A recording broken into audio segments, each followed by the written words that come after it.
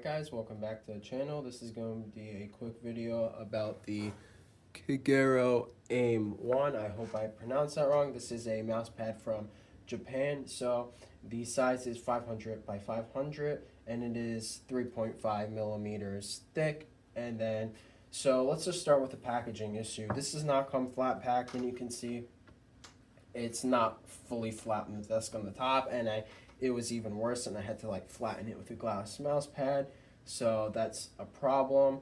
In terms of the actual speed of the pad, this is a very slow pad. Like might look a little fast, but I've used multiple skates on it, and this feels kind of like a mud pad. It's definitely not as fast as a Saturn, which is already a control pad.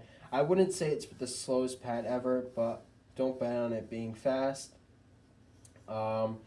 In terms of QC, I had no issues with the stitching, the base, the printing, everything is fine. This pad, the surface also feels very premium. It feels like kind of like softer and nicer than a Saturn, which is what I'm comparing it to. The base is rubber, as you can see. I don't know what the base is called, but I'm pretty sure it's the same as my Saturn right here. A cheap base. It could move around a little bit. I've never had an issue using this base on the Saturn or on this pad. And then again, the edges are fine. When I'm using this in a game like Apex, it feels pretty good, even though it's a slow pad. It makes my aiming better. I mainly play Splitgate these days, which does not feel very good on this pad. I'm gonna say you need fast movements, and this pad's a bit slow.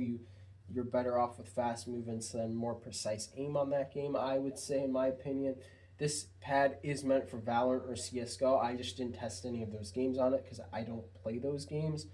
But if you do play those games, this pad is probably fine for a game like that. I just don't see getting like flick shots on a pad like this. It does feel pretty slow depending on what skates you're using.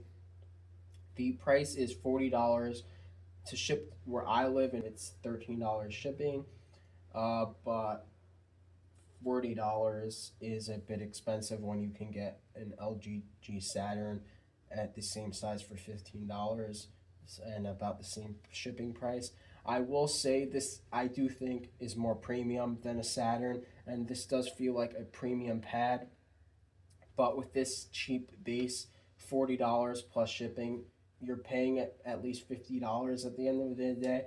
This is not it at that price. Like, it's up to you if you want something like this, but I personally would not recommend this at $50. If this one day goes on sale for like $30, $25 plus shipping, it's a good deal because it's still a good control pad. I wouldn't necessarily call it a mud pad. I would say it's somewhere in between an LG Saturn and a Jupiter. I haven't tried the Jupiter, but I do know that's a lot slower. So I'd say it's somewhere in between control and mud. But overall, I think this is a decent quality pad. It just costs too much money. So I'll leave that up to you if you want it. I just wanted to give my quick thoughts on this pad, and I'll see you in the next one.